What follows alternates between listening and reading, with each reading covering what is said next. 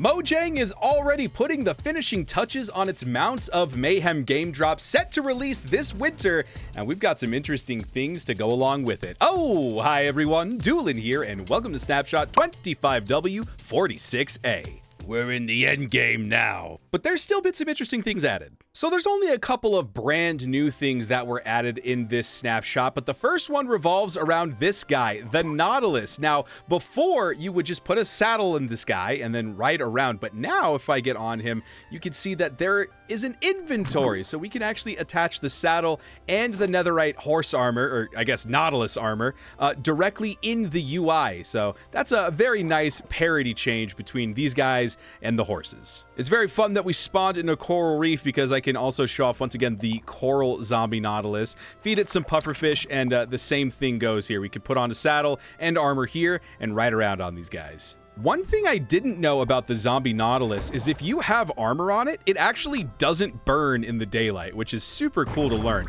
but they will still of course drown if they're left above water for too long. Drown? Suffocate? It's drowning in air. Hey, you guys remember this thing? The Zamel Jockey featuring the brand new Parched mob and the Husk? Well, these guys no longer get panicked whenever you hit them or anything like that.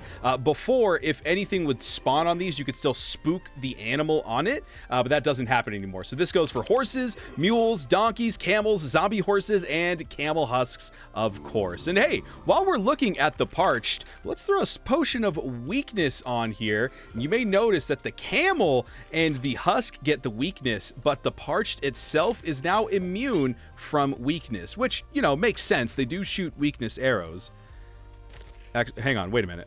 This does make me wonder, though, do strays, since they shoot slowness arrows, are they resistant to slowness?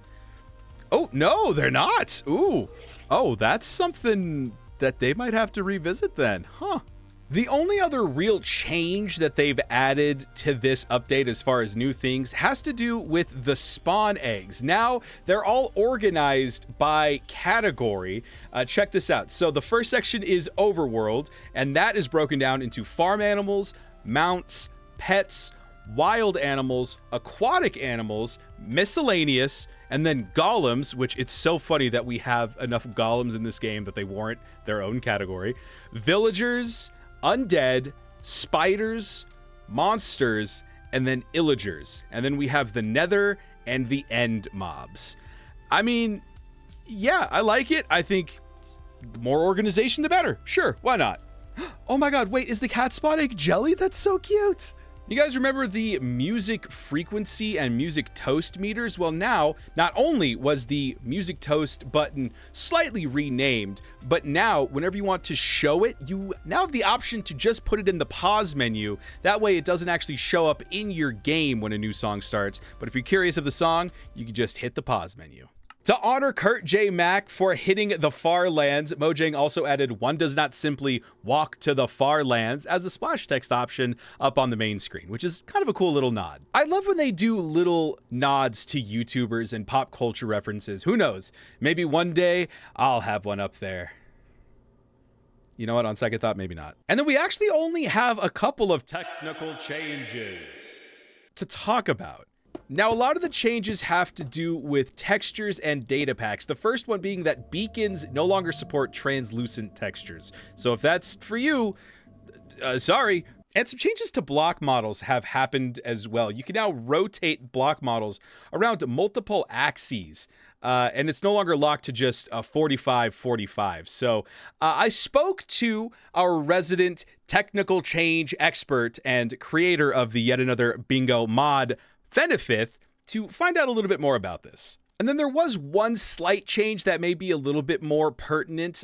They removed the ability to do a speared charge and jab at the same time. Apparently you could charge it up and then still jab in the last update. You can hear me clicking. That does not happen anymore. The other big one I want to discuss is block models, because now block model elements can be rotated around multiple axes, and it's no longer locked to just 45-45. Now, I'm not quite up to par on what that means, and so I asked resident technical change expert and creator of the Yet Another Bingo mod, Fenifith, for his opinion on things. And his consensus? It's fine. It's slightly more useful, but there could be a much better way to go about it. And in his own words, not quite sure why they're not. This has been Technical Changes. I'm sorry, it's really not much. Since it was such a small snapshot and I was a little behind on the update cycle, I kind of wanted to take a second at the end of this video and cover everything that has been added. Of course, we'll do a more in-depth deep dive when this game drop officially comes out, but let's talk about everything that's been added so far. 5 weeks ago, the Nautilus, the Zombie Nautilus, and Nautilus Armor was all added, as well as the Zombie Horse and the Spear. 2 weeks after that, the Lunge enchantment was added, allowing players to left-click with the spear and kind of move with it at the cost of hunger. The week after that, the Parched and the Camel Husk were added to the game, as well as what we discussed before, the Zamel Jockey, all being added to the desert. And then last week, the Coral Zombie Nautilus was added specifically to coral reefs, just adding a little bit more life to this already abundant area. And that's it, really, for this game drop. It doesn't seem like Mojang is going to be adding anything else. Of course, we'll do a more detailed, full deep dive once the game drop is ready to go. But that's all for this week's Snapshot. Hopefully you enjoyed, you gleaned a little bit of information off of this, and if it was helpful, consider subscribing. Until next time, this is Dewlan, and I'll see you later. Bye now!